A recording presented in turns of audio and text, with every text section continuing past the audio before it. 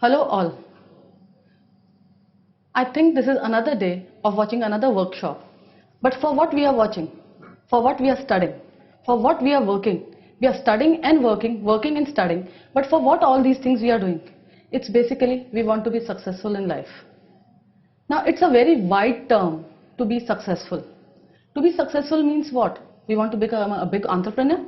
We want to become a CEO of a company?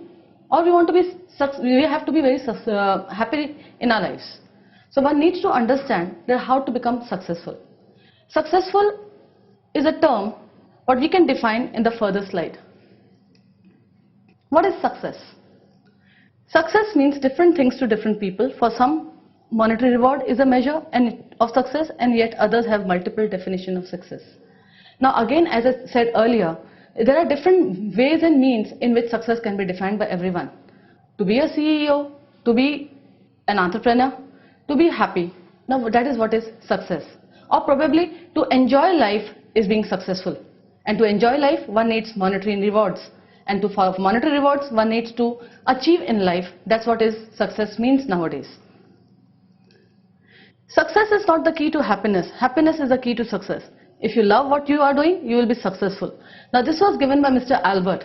Now in short, what we say is, we want to be happy and hence we want to be successful. Align with vision and mission. Basically we need to understand that what is the vision and mission of our lives. What is our long-term goals and what are our short-term goals. Whether we want to achieve that, whether we will be able to achieve that. And hence we keep on striving and walk on that particular path to achieve our goals. A vision statement indicates who the organization is, what they do and where they see themselves in the future. The mission statement indicates how they plan to get on there. Now basically, what leads to success? The thing that leads to success is a functional excellence. Being excellent in doing things, whatever we are doing. Being better than others, being competitive, that is what we are doing. So we have to be functionally excellent, and to be functionally excellent, there are certain things you need to follow. You should have certain attributes in yourself so that you can be functionally renowned, functionally known in the society. Now what is this? What is being functionally excellent? Strategies for building self. One needs to understand that you need to build yourself so that you can become successful. Besides the qualification, whatever you get, you have to have certain personal attributes, personal competencies, personal skills so that you can become successful in life. And the first major thing is required is self-esteem. Self-esteem is how you look at things, and it has to be balanced with humility. Now, how you need to balance with humility? Basically, don't be overpowered with whatever you get. If you achieve things faster, you have to see to it that you are human enough to understand other people's needs as well. Manifest into self-confidence. Definitely self-esteem is a part. Self-esteem leads to self-confidence. The moment you are confident of whatever you are doing, automatically your self-esteem is at the high. Interpersonal communication, the very important aspect. The same aspect was given by Johari window, that is by Mr. Joseph Luft and Harry Ingham. Now this Johari window states how interpersonal communication can be enhanced. How open the communication can relate others with you and you with others, and hence helps you to understand others better, the situations better, and to grow better. Now you have to correct misunderstandings which can happen only with proper interpersonal communication.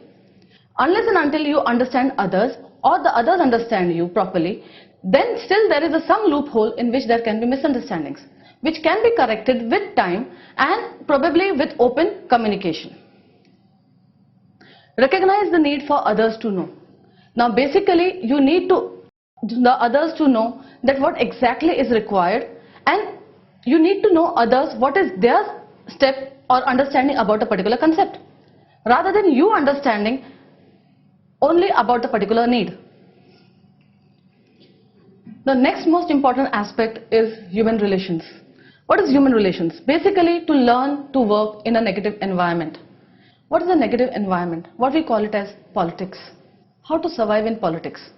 Basically, we need to understand others' need to play such games. We have to understand we don't have to play such games and still rectify the momentum of work. Remain positive.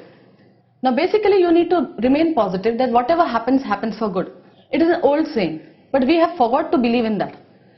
To be positive in whatever happens, it's not necessary that you are going to achieve everything whatever you want to achieve, but definitely it is always for good.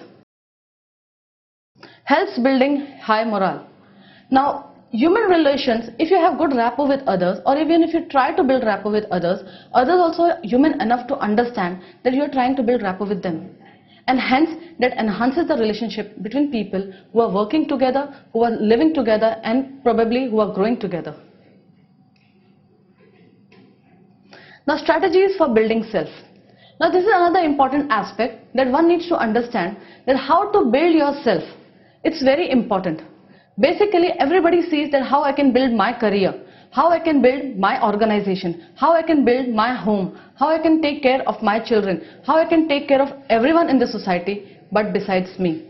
So one needs to understand the various strategies to grow oneself. Attitudes, the very important aspect. Now for this, I would like to definitely tell you a story about it. Once upon a time, in our church, there was a priest who was giving a speech on how to live life. There was a 99-year-old man sitting over there. The priest was telling the people that one should not have enemies. One should forgive everyone. Forgive and forget. That 99-year-old man was known of having no enemies. Now the priest was actually wondering whether he actually does not have any enemies. He asked the old man that, will you please tell the people sitting over here who want to know whether you have enemies or you don't have enemies. The man stood up and said, I don't have enemies. They are no more living anymore. Now this is what is attitude. Basically, if you see, all the enemies are dead, and that's why you don't have enemies. Now if you are surviving with this type of attitude, then definitely you will never succeed. One needs to understand to forgive and forget.